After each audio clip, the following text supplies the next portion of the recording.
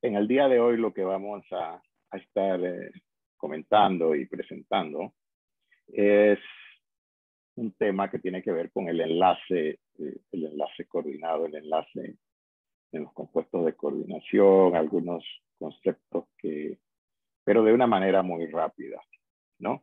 Lo vamos a hacer utilizando el texto de química inorgánica, y en la medida en que presentamos algunos conceptos, pues tratamos de utilizar explicaciones con compuestos organometálicos, ¿no? Hasta donde sea posible inicialmente. Y luego de que yo presente ese repaso, por decirlo de otra manera, entonces haremos un pequeño tallercito muy sencillo, y lo discutiremos, ¿no? Para después de ello. Así que voy a presentarles el texto.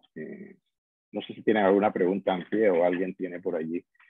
Si alguien tiene algún contratiempo, yo creo que en el caso de ustedes no he recibido ningún correo de alguien que no pueda entrar al sitio compartido, pues que me lo diga, ¿no? Y recordar que siempre tendremos las alternativas en el caso de que tengamos así un fallo serio para comunicarnos, ¿no? A través del sitio institucional. Bueno, vamos a compartir por aquí rápidamente. Yo voy a ir muy rápidamente y no sé, aquí está el texto. Si yo les comenté sobre que el texto está ya, yo creo que sí. Es que, bueno, te van a Profesor, disculpar, pero disculpe que la interrumpa, es que el compañero Carlos Guevara está intentando entrar a la reunión. bueno, que no le suceda como a una chica que no sé. No, yo no tengo a nadie aquí solicitando. Pregúntenle si él está tratando de entrar a través de una cuenta que no es la institucional. Es raro porque él debe saberlo. Yo no tengo a nadie aquí ahora mismo solicitando ingreso. Veo que están todos. Yo tengo ahora mismo 18 personas y no hay nadie solicitando. Déjame ver si lo hacen a través de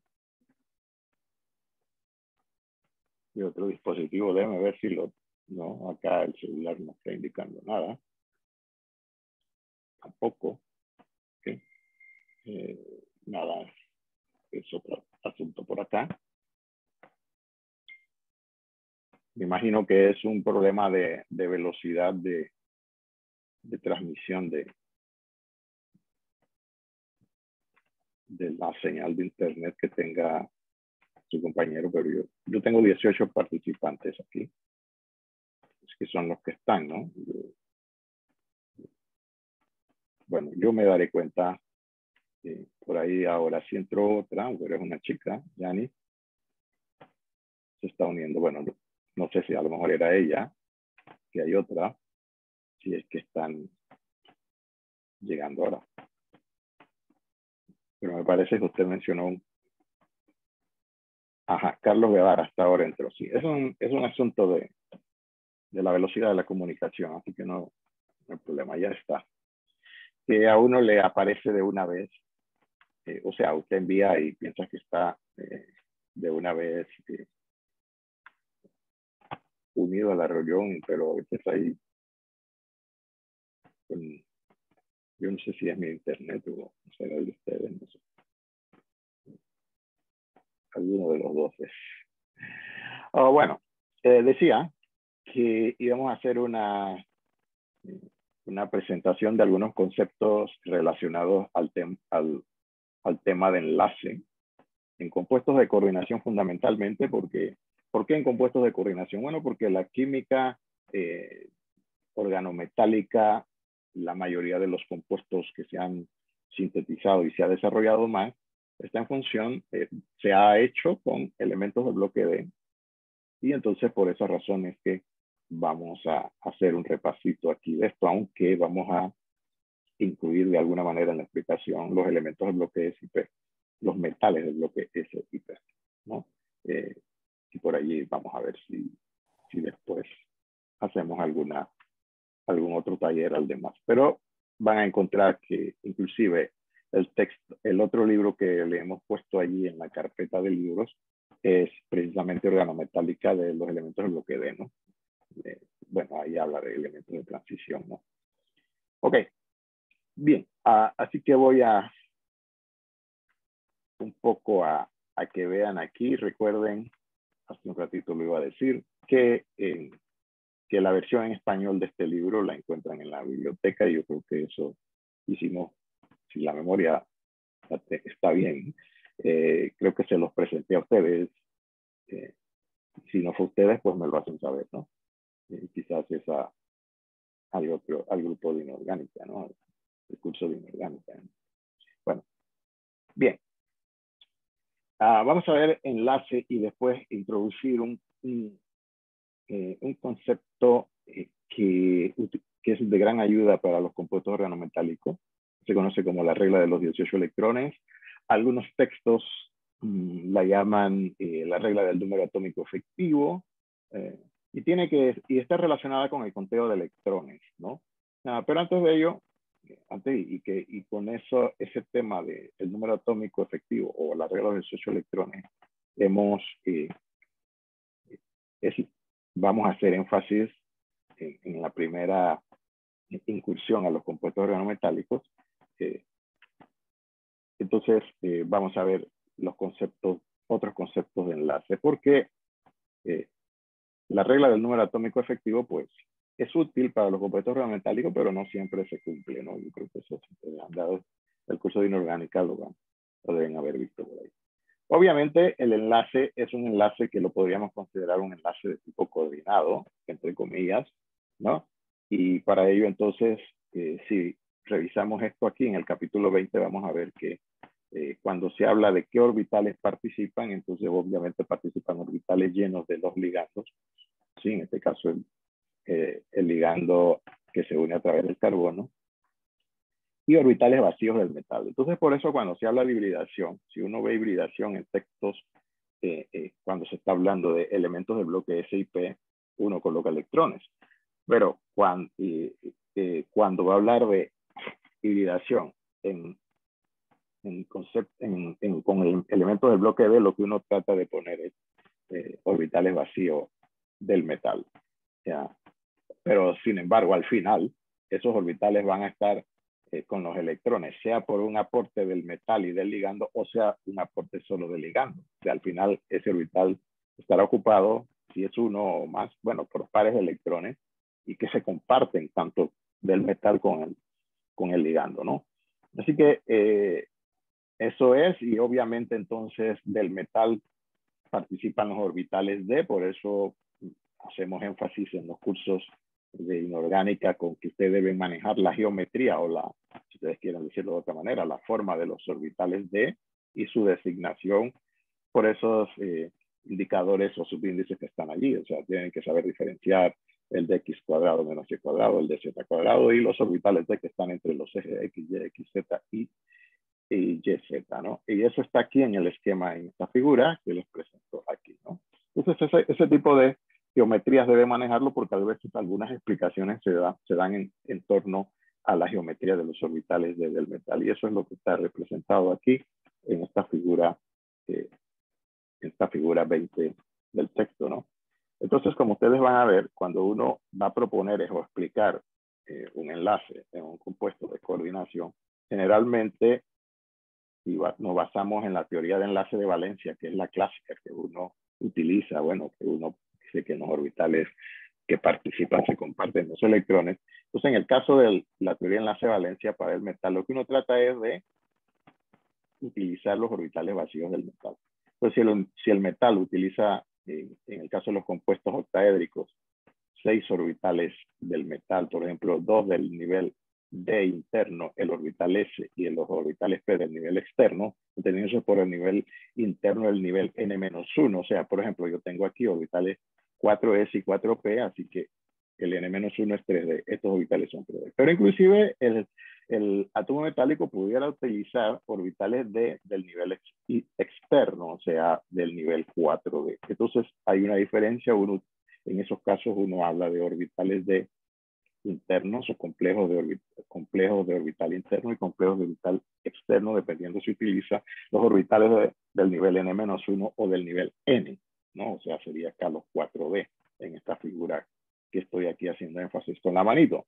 Ok, entonces, en ese caso uno dice que el elemento central, en este caso el metal, utiliza orbitales híbridos sp3d2, pero ahora hay que hacer énfasis. Si utilizo los orbitales D, a partir de aquí, o cuando uno está hablando de elementos del bloque D, y sus compuestos, uno tiene que hacer énfasis en si dice D2SP3 o si dice SP3D2. ¿Por qué?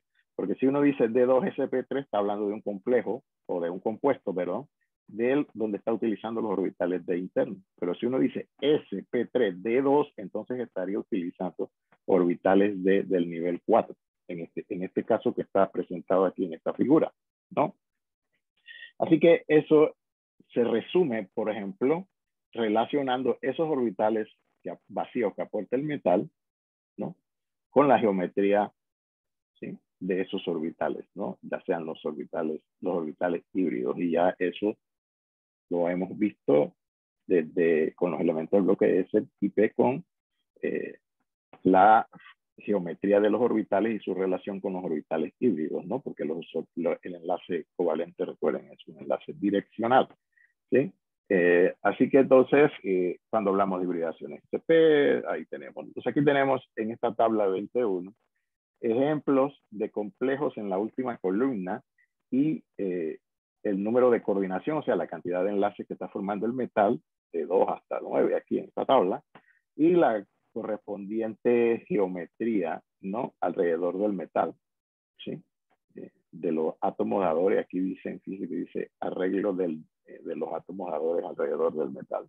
Y los correspondientes orbitales híbridos y su designación, ¿no? Entonces, para un compuesto octaédrico, como está aquí, número de coordinación 6, que es la que estaba en la figura que estamos discutiendo, entonces se habla de hibridación sp3d2 o d2sp3.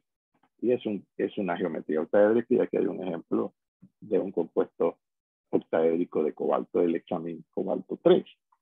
Ok, bien. Entonces, esto ustedes lo manejan. La relación, estas tablas como la 21 a veces se presentan allá cuando uno da el tema en química general, inclusive de la repulsión de los pares electrónicos de la capa de valencia, uno propone esta geometría y bueno, por analogía igual. Nada más que aquí, uno lo que va a proponer es orbitales vacíos en el metal. Pero obviamente cuando el ligando dona su par, todos esos electrones van a ocupar estos orbitales vacíos del metal y estarán entonces compartiéndose entre el metal y el átomo dador del ligando, ¿no? Entonces, al final se llega a que ese orbital está lleno y esos electrones están siendo compartidos por las dos especies que forman el enlace, ¿no? Ok, así que, como les decía, es una revisión un poco rápida. En el texto, aquí en este capítulo, presenta algunos ejemplos, ¿no? Creo que lo hacen con hierro y con níquel. Aquí está con hierro 3. Y al final vamos a hacer una. Entonces, en el caso del hexacianoferrato 3, bueno, el hierro utilizaría o los orbitales de interno y tendríamos una hibridación de 3. Y entonces el texto representa en rojo los electrones que da o que dona el átomo dador del ligando, ¿no? Entonces, por eso. Y los electrones del metal los mantienen en este color. O sea, estos son electrones del metal 3D, y estos son los electrones que donan los ligandos en los orbitales híbridos de 2sp3, ¿sí? Y esos orbitales obviamente estaban vacíos, el metal los aporta. O sea que el concepto de enlace coordinado, uno tiene que poner orbitales vacíos en la especie que acepta, en el ácido, y en este caso el metal, y pares de electrones en el ligando, ¿no? En el átomo dador del ligando. ¿Sí? Aquí este ejemplo es para el hexacianoferrato 3. ¿no? Hibridación sp3, este es un compuesto. Y por analogía, si yo en vez de tener el hexacianoferrato, pero eso ya tiene que ver obviamente con las características del ligando que está unido al metal.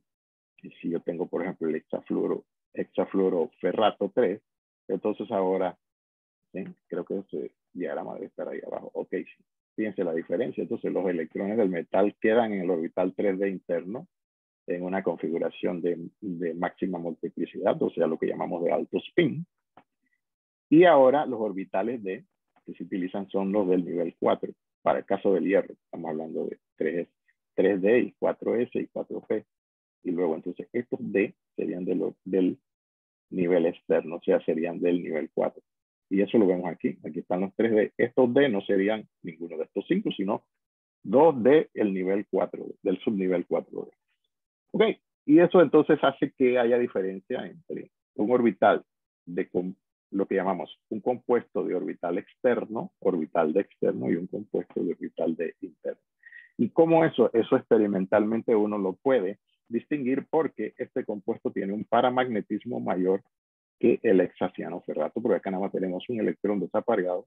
Obviamente, entonces eso da un paramagnetismo menor. El paramagnetismo es una propiedad que está relacionada con la presencia de electrones desapareados en la especie, ya sea un metal, un compuesto, una molécula, puede tener electrones desapareados y entonces por el paramagnetismo del compuesto, de la especie, entonces sea molécula, átomo o ión, entonces uno puede determinar existencia de electrones desapareados, ¿no? Y relacionarlo un poco con la teoría, ¿no? Esta medición experimental, porque el paramagnetismo es una medida experimental. Y esto se corrobora, esta propuesta teórica que está aquí, se corrobora porque uno mide el paramagnetismo tanto del hexacianoferrato 3 como el hexafluoroferrato 3, que es el que está acá abajo. Este es el esquema para el compuesto con flúor, este es el compuesto para el compuesto con el ligando ciano, ¿no? Entonces, como les decía, en los textos básicos uno no hace diferencia y uno dice, bueno, octaédrico, hibridación de D2SP3 o SP3D2. No, cuidado. Ahora para estos compuestos con elementos del bloque D, el elemento del bloque D, en este caso hierro, puede utilizar D del nivel interno o D del nivel externo. Entendiéndose por el nivel externo, los D del N de los orbitales S y P. ¿Ok? Y N-1, los orbitales de N-1 de los orbitales internos del metal. Entonces, hay que tener eso en cuenta. Por ahí eso debe estar explicado en este contenido de aquí, de esta sección del libro, ¿no? Y aquí tenemos entonces un ejemplo, disculpen, para un compuesto tetraédrico y a un compuesto octaédrico. Esto da lugar a un compuesto octaédrico. Bueno, estamos hablando aquí de hexacianoferrato y hexafluoroferrato, por eso. Pero aquí hay un ejemplo, una explicación para un elemento tetraédrico, por ejemplo, compuesto de níquel 2, ¿no? Entonces el níquel queda con sus 8 electrones sin compartir y utiliza los orbitales vacíos sp3. ¿Okay? Entonces un compuesto con 4 enlaces del níquel 2, ¿okay? Va a ser un compuesto con una geometría tetraédrica, ¿no? Ya sea si el compuesto es neutro o el anión, si sería un anión, el anión tendría una geometría tetraédrica. Y aquí está explicado para el caso del compuesto de níquel 2, ¿sí? Y si un compuesto de níquel tiene dos geometrías diferentes determinadas experimentalmente, ¿no? O uno mide el paramagnetismo, si el níquel si uno explica el níquel con esta configuración, es de esperar que el anión o el compuesto de níquel sea paramagnético, tiene dos electrones desapareados. Sin embargo, si utiliza otros orbitales D y hay un rearreglo en sus electrones aquí, está todo apareado, entonces un compuesto cuadruplanar de níquel 2 va a ser diamagnético, mientras que un compuesto tetraédrico de níquel 2 va a ser paramagnético, y eso es una medida experimental que nos permite a uno, de una vez midiendo el paramagnetismo, saber predecir o proponer que el compuesto es tetraédrico o que el compuesto es cuadruplanar por los orbitales D en los cuales los orbitales híbridos que yo estoy proponiendo donde el metal recibe los pares de electrones del ligando. Este ejemplo está aquí para níquel 2, ¿sí? estos dos esquemas que están aquí, hibridación sp3 o hibridación de sp2. Entonces, si las hibridaciones son diferentes, las geometrías son diferentes. O sea, es una manera a veces de relacionar geometría con hibridación, ¿no? Así que están otro tipo de... Entonces, el texto hace énfasis en esto porque el texto se aboca a los compuestos más abundantes de los elementos del bloque D, que son los compuestos octaédricos, como los casos de los presentados aquí del hierro, o compuestos tetraédricos, como este primer esquema aquí del níquel 2, o cuadruplanares, como el ejemplo de abajo aquí, del níquel 2 también, ¿ok? Para ver la diferencia en qué orbitales híbridos utiliza o se proponen para la formación de un compuesto con 4 enlaces. O sea, un compuesto tetracoordinado puede ser cuadruplanar, como este esquema que está acá inferior, o tetraédrico, como el esquema superior. ¿Okay? Así que eso es un poco más ampliado lo que hablamos de la teoría del enlace de valencia, o sea, la TEV, teoría de enlace de valencia, la TEV, ¿sí? O que algunos textos también teoría de unión de valencia. Bien, entonces la teoría de enlace de valencia, obviamente hay casos en que no los puede explicar y entonces se amplía a la teoría para los compuestos del bloque del campo cristalino. Y entonces ahí uno lo que propone es cuáles de esos orbitales D que están aquí son los que están en el juego, ¿no? Y cómo uno podría predecir, inclusive aplicando esta teoría, si el complejo será paramagnético o magnético, ¿no? O sea, si será un complejo de alto spin, o si será un compuesto de bajo spin. Y la teoría del campo cristalino se desarrolla fundamentalmente, inicialmente para compuestos tetraédricos, ¿no? Perdón, octaédricos, o sea, y entonces se basa en que en presencia de los ligandos o en presencia de un entorno, los orbitales del metal dejan de ser igualmente energéticos, suben energía y luego se desdoblan. El desdoblamiento energético entre los orbitales D es en lo que se fundamenta la teoría del campo cristalino, ¿no? O sea que al aproximarse un ligando o el átomo que se va a unir al metal, entonces los orbitales D se dice pasan de ser quíntuplemente degenerado a doblemente degenerado. O sea que van a haber dos niveles de energía. Eso creo que lo dieron también. Es tema obligado en el curso de Inorgánica 2. ¿Sí? Y entonces hablamos del desdoblamiento T12E para el caso de los complejos octaédricos, ¿no? Que está por ahí, aquí abajo. Y yo rápidamente ahí ustedes pueden revisar eso en el texto, ¿no? Y ahí hay una definición, que la voy a leer de una vez, ¿no? Siempre esto que está en azul aquí en este texto significa algo importante, ¿no? Y aquí está la teoría del campo cristalino para la geometría octaédrica y dice que la teoría del campo cristalino es un modelo electrostático. ¿Por qué? Bueno, porque asume que el ligando tiene carga negativa o algo que lo hace negativo y por eso entonces es una interacción de tipo, digamos, de cargas opuestas, o sea, un concepto electrostático, ¿no? Que predice que los orbitales del metal no son degenerados. Sí, y hay un desdoblamiento de los orbitales que depende del campo cristalino, o sea, depende de qué geometría. La geometría por la cual se acercan o se aproximan los ligandos al átomo central, ¿no? Y eso va a depender del tipo de ligando y obviamente también depende de la carga del metal y de otros factores que uno estudia más a fondo, bueno, que los revisa cuando ve los factores que afectan el desdoblamiento de campo cristalino, ¿no? Y eso está por aquí más adelante detallado, ¿no?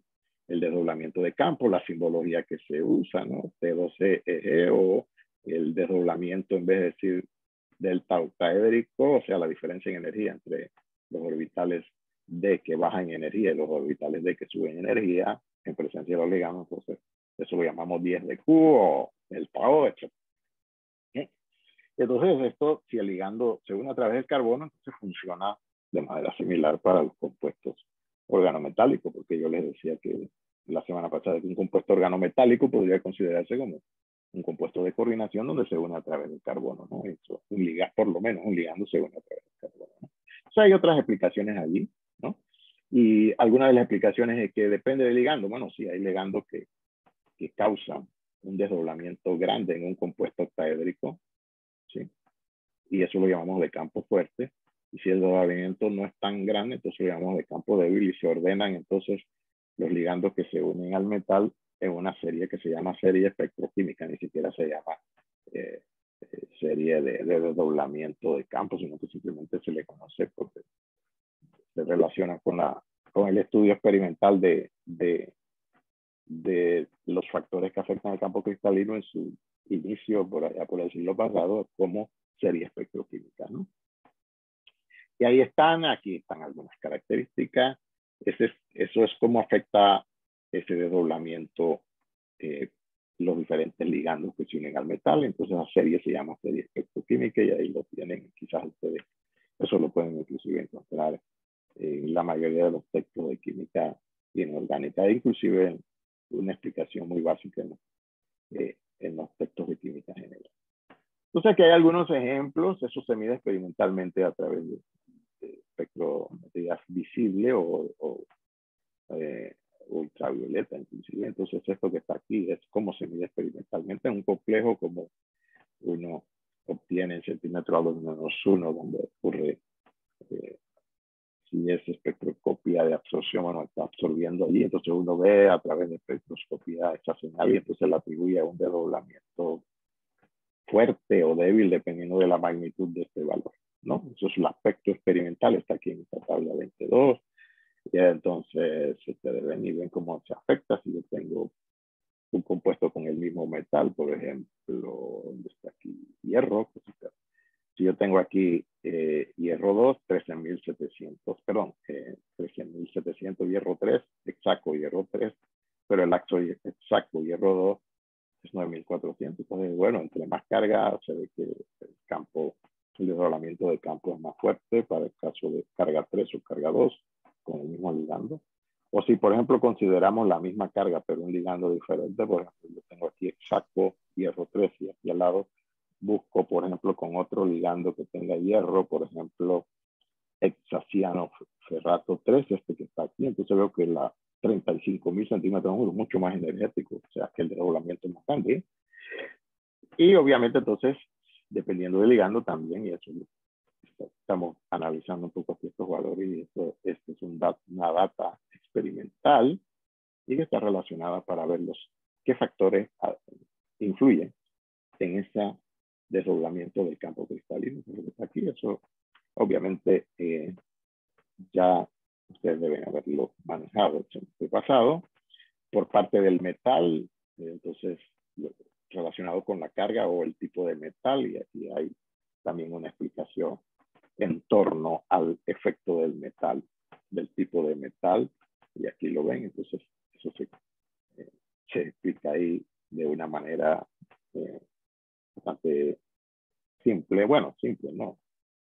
Bien clara aquí en el texto, ¿no? Pero obviamente generalmente se hace más énfasis en el efecto del ligando por lo general. Entonces, dependiendo de qué tan ahora grande esta separación, entonces los electrones del metal se pueden quedar acá o ocupan todos los orbitales, tanto los T2G como los TG, y entonces eso es lo que va a permitirnos explicar si el compuesto será diamagnético, paramagnético o más paramagnético o menos paramagnético, si será de campo fuerte o de campo débil. Eso entonces ya teniendo un conocimiento de la serie espectroquímica y de uno podría entonces decir, bueno, yo espero que esto predecir, pues, este complejo sea de campo fuerte o de campo débil, y eso hay algunas explicaciones y tablas que podemos ver.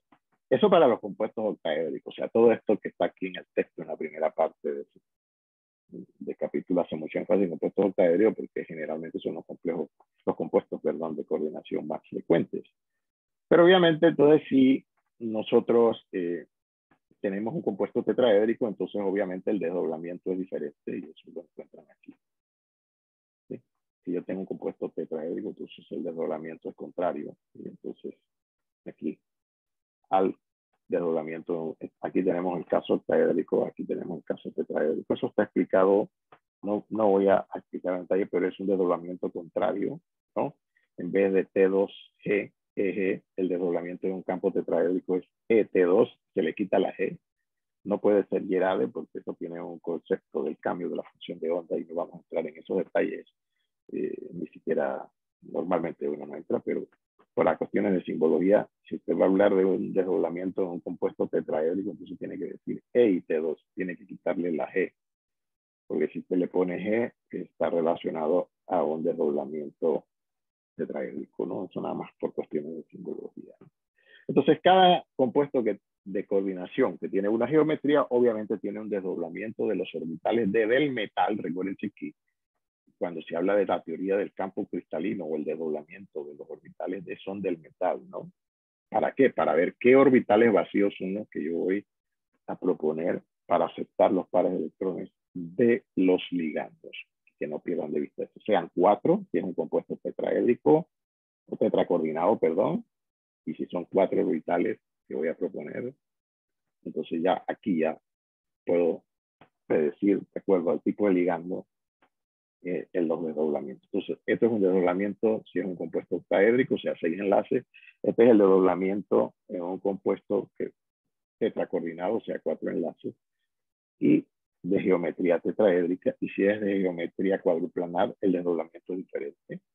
Y por aquí adelante está la explicación.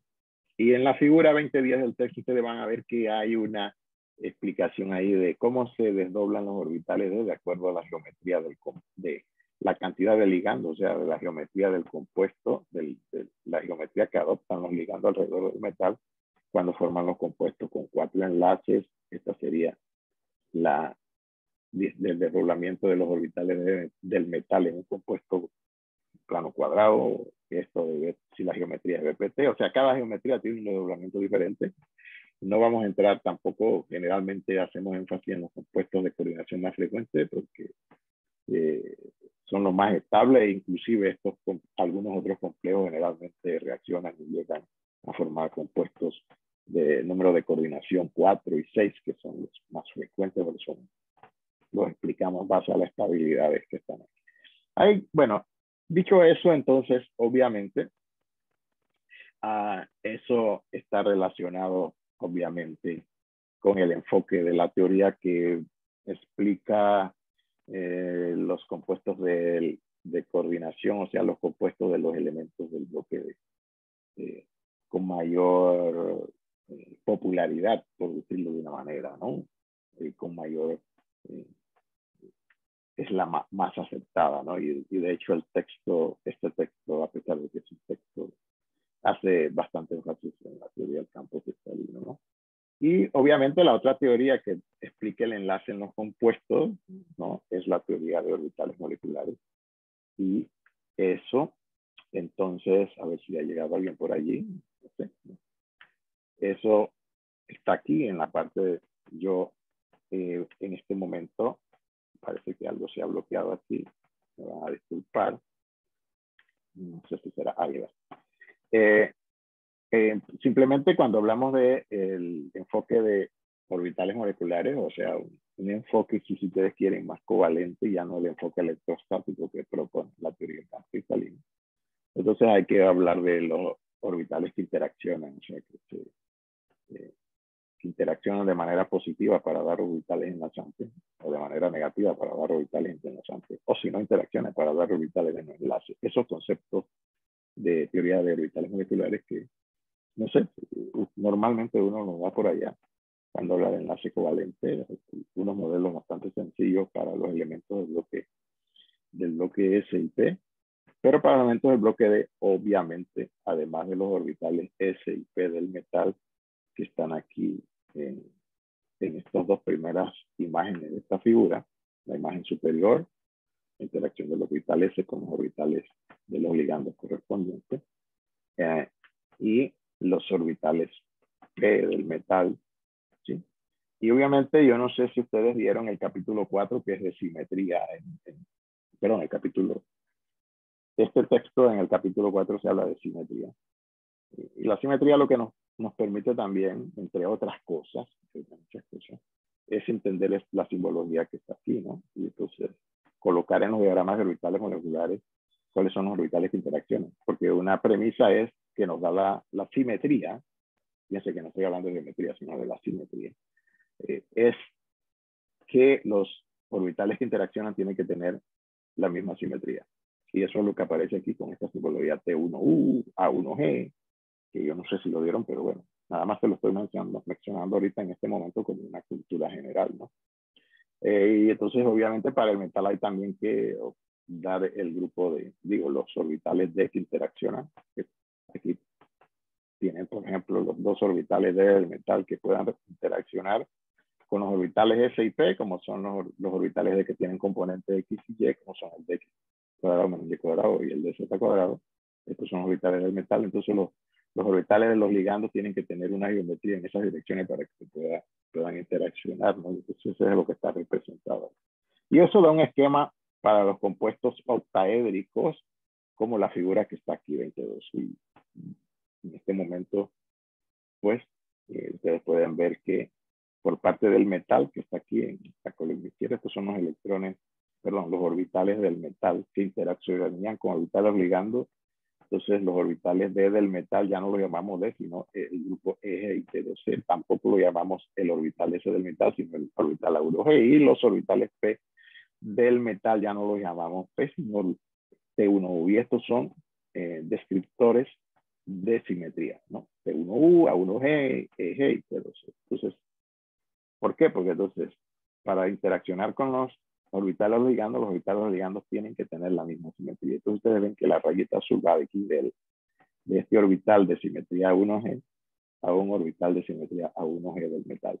Este orbital metal con este de los ligandos. Entonces, para simplificar el diagrama, lo que se hace es que se ponen aquí los 6 orbitales ligandos de manera sencilla y los orbitales del metal. Y la secuencia entonces en el centro de los orbitales moleculares que resultan de la interacción de los orbitales del ligando con los orbitales del metal. Y eso entonces da esta designación, que se conoce como la designación de los orbitales moleculares. Y estos subíndices que están aquí, pues, son la descripción, los descriptores que da la teoría de grupo. Bueno, he dicho de manera general teoría de grupo, o sea, la simetría. ¿Sí? Los conceptos de simetría que se ven por allá en el capítulo, en este texto creo que en el capítulo 3. 3, no, pero 3, porque el 2 es radioactividad. Entonces ahí lo tenemos, ¿no? Y entonces el ligando, si es electrones, digamos, de una insaturación, entonces va a ser un ligando pi. Estas son definiciones que están allí. Y obviamente un enlace coordinado donde se cede, digamos, nube pi al metal, entonces lo llamamos un ligando dador pi. Y el metal será un ligando, perdón, y el metal será un aceptor pi. Pero si el metal cede también parte de esa nube electrónica pi que recibe, de alguna manera la regresa al metal, al ligando, entonces el ligando puede convertirse en aceptor pi. Y esto va a estar relacionado con un concepto que yo no sé si ustedes por ahí lo vieron, que se conoce como retrocoordinación. Entonces, por lo general, un ligando dador pi, ¿sí? Por retrocoordinación es un ligando aceptor pi, muy frecuentemente, ¿no? No por lo general, con bastante frecuencia. Y eso es importante, ¿no? Este concepto es importante en los compuestos organometálicos, ¿no? Porque en los compuestos organometálicos generalmente el carbono, el ligando se une a través del carbono, pero el carbono está unido a un grupo de átomos de ligando, pues, y generalmente a veces son ligaduras múltiples a otros carbonos o a otros heteroátomos como oxígeno, ¿no? O nitrógeno. Y entonces, a través de ello, entonces, es que de los orbitales precisamente antienlazantes del ligando es que se da este proceso de aceptación de nube pi, que el metal dona, digamos, y es un concepto contrario a la coordinación. La coordinación es que el ligando le done, pero esto que está aquí de ser el ligando, sea un aceptor pi, es un concepto de retrocoordinación. El metal entonces regresa densidad electrónica al ligando y eso lo llamamos entonces que el ligando sea un ligando aceptor. ¿Okay? Un poquito, digamos, más detallado para explicar el enlace metal ligando, ¿no? Ok, yo creo que no los quiero saturar mucho con conceptos teóricos que yo me imagino que ustedes manejan, pero que lo estoy dando como una revisión para si esta terminología aparece por allí cuando ustedes están revisando sus conceptos, perdón, desarrollando sus actividades en este curso, ¿no? Y de todas maneras, pues creo que vale la pena que le hemos dado así un pantallazo general, integral, sobre el enlace en los compuestos de coordinación, ¿no? Que está en este capítulo del libro, ¿no? Y entonces aquí ejemplos de cómo se une, digamos, qué orbitales del metal interaccionan con el ligando, si el ligando es carbonilo. Este hay un ejemplo. Quizás lo volvamos a ver en algún más adelante, cuando tengamos compuestos organometálicos donde el ligando es carbonilo, ¿no? Y aquí hay un ejemplo de ello, ¿no? De cómo se da los orbitales que participan tanto del ligando carbonilo como del metal, ¿no? Y a veces se utilizan la misma terminología de X, Z o de X. Otro sí podría ser de XY si está en la dirección Y, el ligando, ¿no? Y ese tipo de interacción, ¿no? Sería entonces el orbital de X cuadrado menos Y cuadrado del metal, ¿no? Pero aquí usaron esta por sencillez de utilizar el eje Z como el eje de referencia aquí, ¿no? Y cómo se daría, digamos, el traslape de los orbitales correspondientes del metal y los orbitales que ya son orbitales moleculares del ligando, ¿no?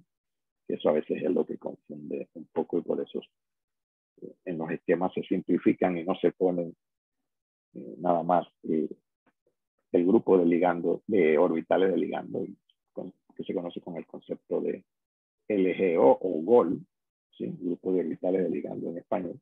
O en inglés generalmente se conoce como el grupo de orbitales de los ligandos y se abrevia como LGO, ¿sí? Ligand Group Orbital.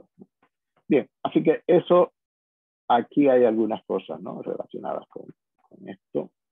Y yo, a ver qué otra cosa pensé que deberíamos discutir. Bueno, dependiendo de qué tipo de ligando, cómo se presenta el diagrama de orbitales moleculares con cierto tipo de ligando, o digamos ligando de campo débil o de campo fuerte, y entonces el desdoblamiento varía un poquito, ¿no? Y eso es lo que hacen énfasis aquí en estos esquemas, en la figura 2014. Bueno, ahí está. Hay algunos, si ustedes creen que te revisan, entonces vamos aquí a explicar algo que es importante, que es la primera explicación. Para los compuestos organometálicos es muy importante, ¿sí? Y el concepto de número atómico efectivo, o más frecuentemente cuando se habla de compuestos organometálicos, la regla de los 18 electrones para donde el metal es un metal del bloque D, ¿no? Y aquí está, y yo lo voy a hacer entonces mediante una actividad. Si ustedes necesitan, ¿qué consiste? Ok, yo voy a utilizar, bueno, este ejemplo está aquí resuelto, pero podríamos usarlo cualesquiera, ¿no?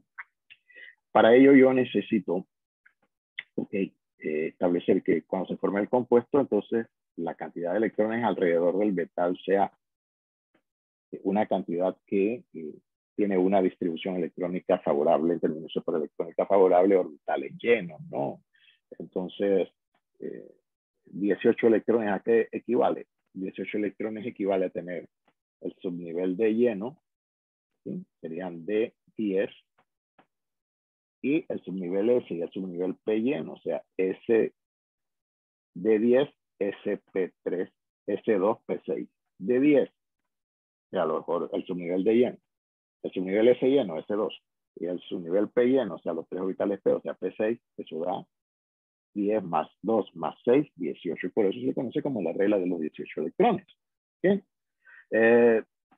Y por ejemplo, este compuesto aquí alrededor del cromo, el cromo es el elemento 24, hay varias maneras de hacer esto. Yo no sé, yo rápidamente aquí voy a proponerles dos formas. Una es considerar todos los electrones del metal. Otra que es la que frecuentemente aparece en los textos, es solamente los electrones del nivel, los electrones de valencia, o sea, los electrones del nivel externo. Entendiéndose por electrones de valencia para un elemento del bloque D, los electrones del nivel NS, perdón, y los electrones que están en el nivel N-1D. ¿Okay? Bien, entonces, por ejemplo, el cromo tiene 6 electrones. Si yo cuento el electrón, la configuración del cromo es 4S1, 3D5, si ustedes la buscan por ahí. O sea, 6 electrones. Entonces, si yo cuento, serían 6 electrones. Y si cada ligando dona un par, y eso entonces tenemos que ver con cuántos electrones un ligando aporta, porque pueden ser 2, pero pueden ser más de 2. Eso lo vamos a ver ahorita en unos casos y en los ejemplos que les estoy planteando. El carbonilo dona 2 electrones. Si hay 6 carbonilos, entonces serían 6 moléculas de monóxido de carbono, si quieren, o carbonilo, como se le llama a este ligando.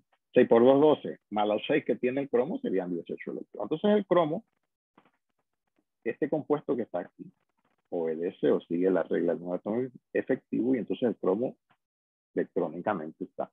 Si yo considero todos los electrones, serían 24, no nada más, sino todos, la totalidad de electrones serían 24, más 12, 36. 36 es un número atómico efectivo que corresponde al gas noble con número atómico 36, que es el criptón. Ya memoria no me falla, ¿no? Okay. Entonces, eso se puede presentar así. El total de los electrones, 24 y 12, 36. Eso es lo que, ese es el concepto de número atómico efectivo. O la regla de los 18 electrones, solo considero los electrones de los niveles externos del metal, entendido para un elemento del bloque D, repito, los orbitales NS y los orbitales del subnivel N-1D. Entonces, para el cromo sería 4S1, si ustedes lo buscan, 3D5, serían 6 electrones, entonces más 12, 18. Serían nada más los electrones que están en el nivel. Y eso es importante, y claro, quizás eso es lo que aparece en los textos de química inorgánica y los textos avanzados, porque son los electrones, los orbitales externos del metal los que van a interaccionar con los orbitales del ligando, y ahí es donde van a estar los electrones. Entonces, en vez de considerar todos los electrones del metal, no se consideran los que están interaccionando. Entonces, en vez de los electrones internos, que en el caso del cromo serían los 18 internos, no los consideramos normales. Los del nivel externo, los 6 de él y los 12 que acepta de los 6 carbonilos para dar 18 electrones. Eso, dicho así, muy coloquialmente lo que vamos. Entonces, aquí hay un ejercicio que ustedes pueden ver con otros elementos para ver si. Pero tengo que decir algo importante. Los compuestos, y esta es una observación experimental, ¿no?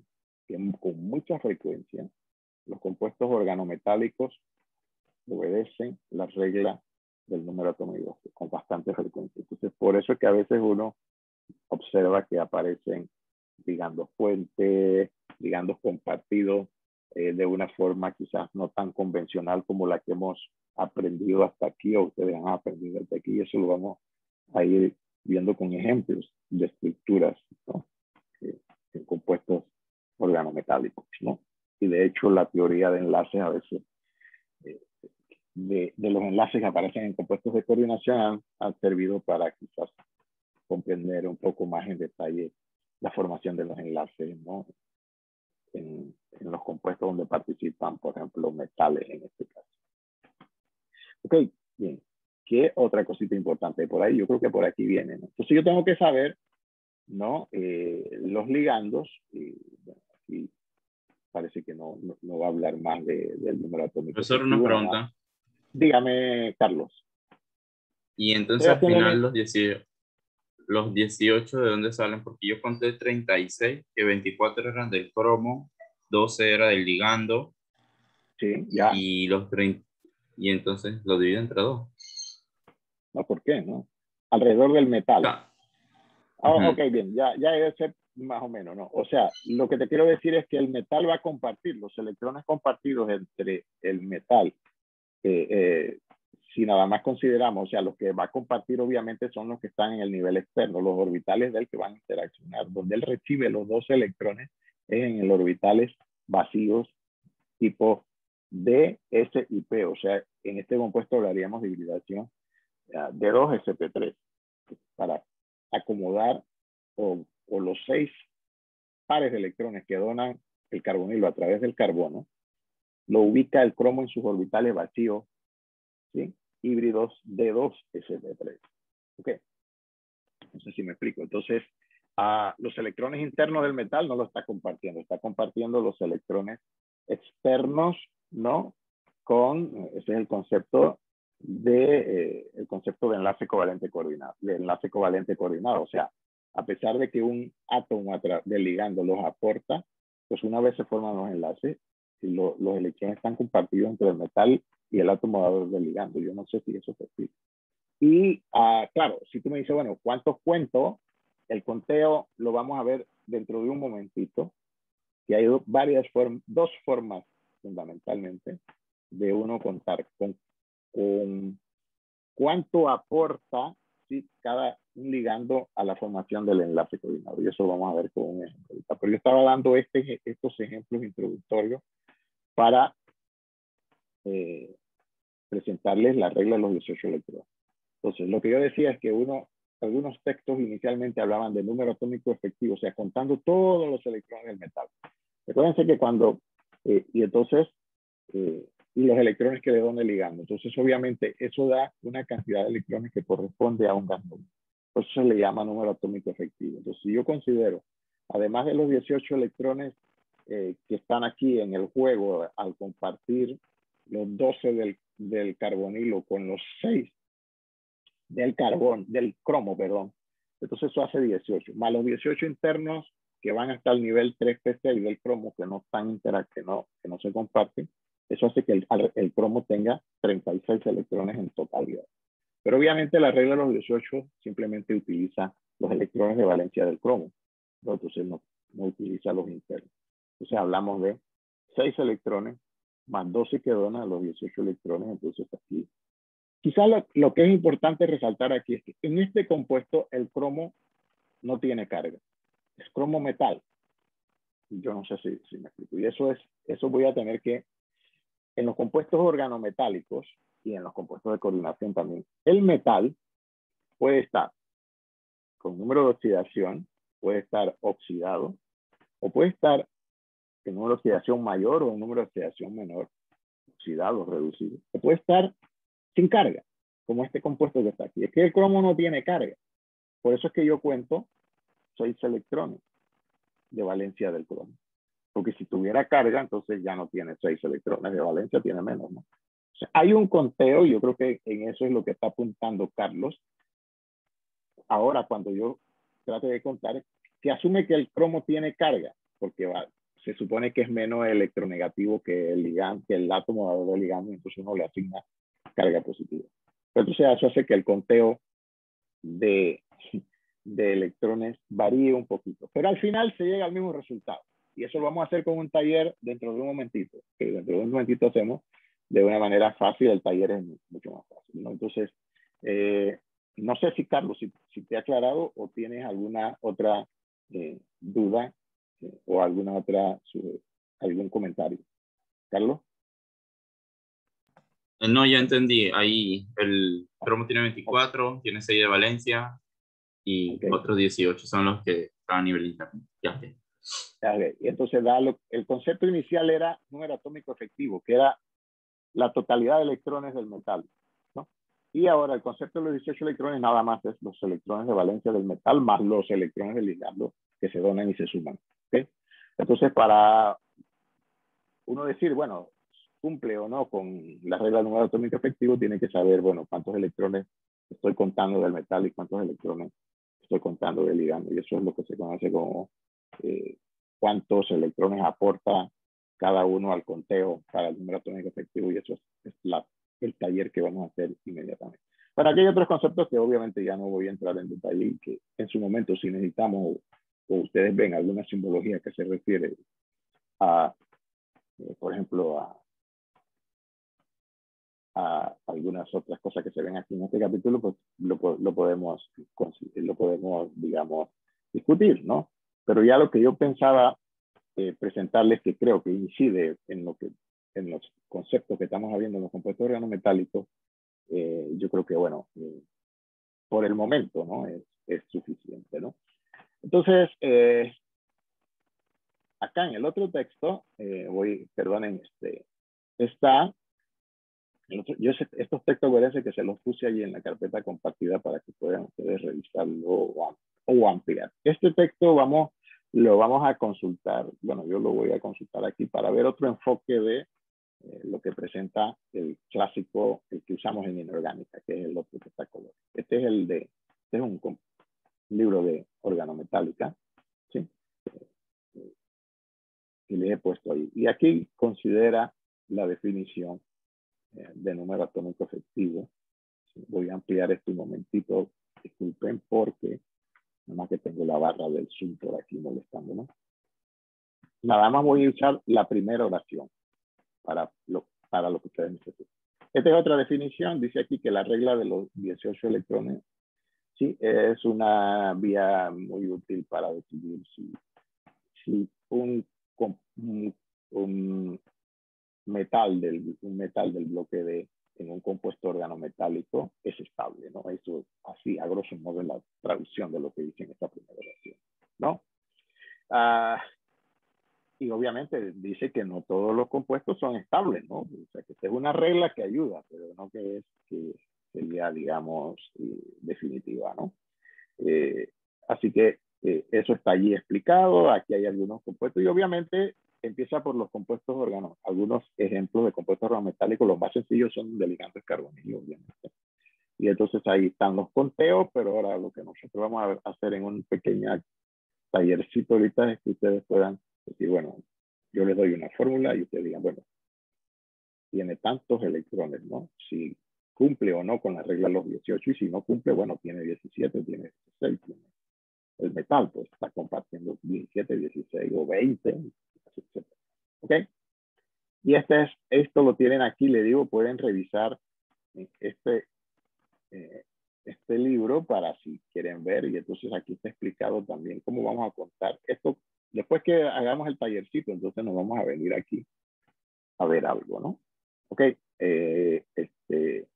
así que momentáneamente cuál es el taller y ahí como lo acabo de hacer antes de la clase, obviamente hubo por ahí, aquí dice taller 1, voy a compartirle porque lo tengo aquí, pero allí en el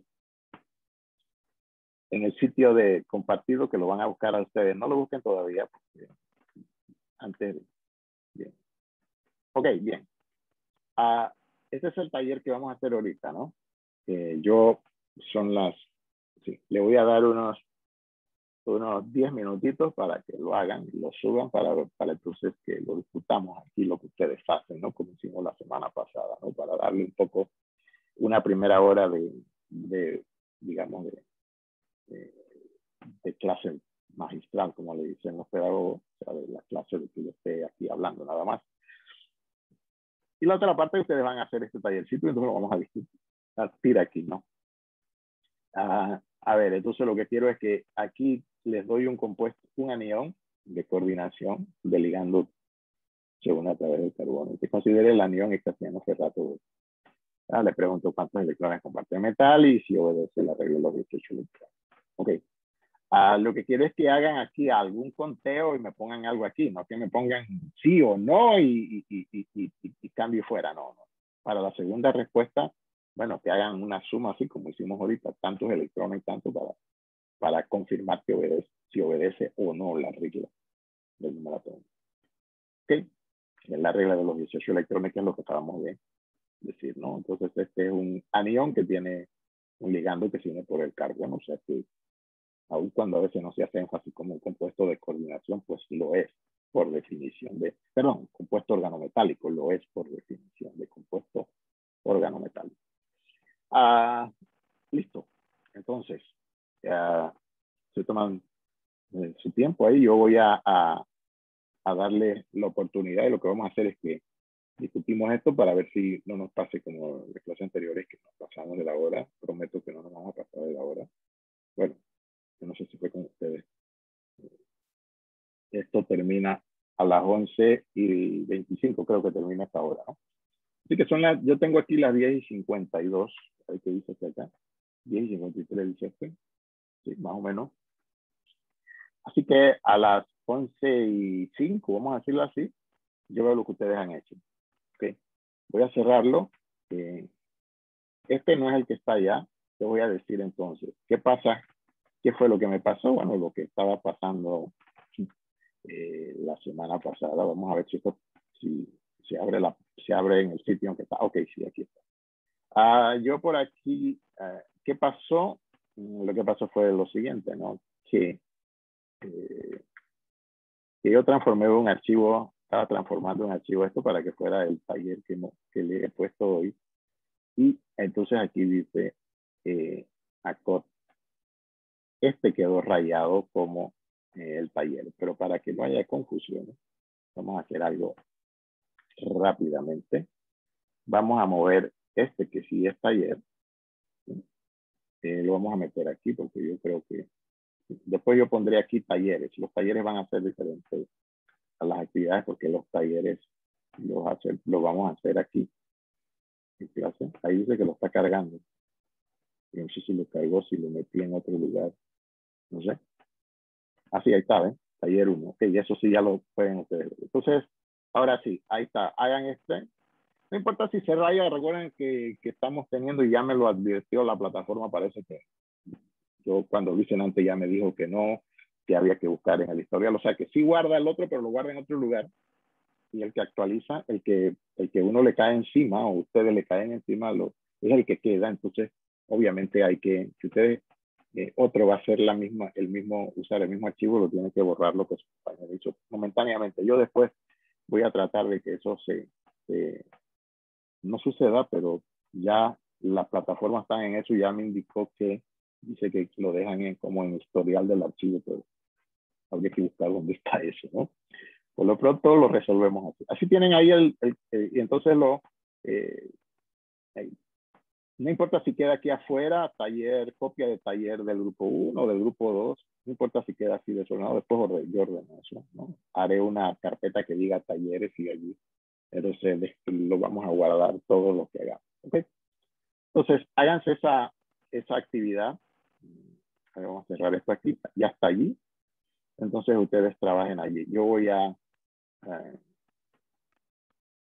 cerrar, a dejar esto libre para que esté más ágil, ¿no? Entonces, recuerden, traten de hacer eso. Voy a dejar de compartir un momentito. Entonces, en la próxima. Sí. Y ahora sí, para la próxima clase, traten de abordar la actividad 2. ¿Ok? Hacer algo y ponerla y subirla para tratar de hacer la discusión aquí en la clase. Esas actividades están basadas en los conceptos de organometálica que están en el libro de Halscroft, el de colores que presento aquí. Pero si necesitan profundizar algo, pueden usar el otro que tienen aquí en la carpeta de libros, que está en blanco y negro. Que sigan pasando entonces buena mañana y nos vemos la próxima semana, jóvenes.